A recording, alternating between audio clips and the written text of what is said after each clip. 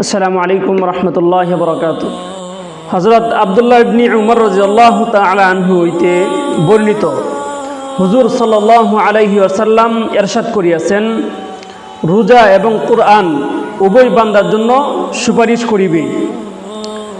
রোজা আরজ করে, হে আল্লাহ, আমি তাহাকে দিনের বেলা খাওয়া ও পান করা হইতে বিরত রাখিয়াছি, আপনি আমার সুপারিশকে কবুল করুন।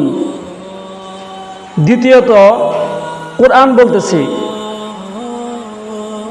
আল্লাহ তাআলাকে কোরআন বলতেছে, হে আল্লাহ, আমি তাহাকে রাতে ঘুম হইতে বিরত রাখিয়াছি, আমার সুপারিশ আপনি কবুল করুন। সুতরাং উভয়ের সুপারিশ আল্লাহ তাআলা কবুল করিবে। এখানে আমাদের সবচেয়ে শিক্ষণীয় যে বিষয়টা হলো, আমরা রোজাকে অত্যন্ত গুরুত্ব দেব। আর দ্বিতীয় যে বিষয়টা কোরআন শরীফ, এটা আমরা ভালোভাবে শিখব।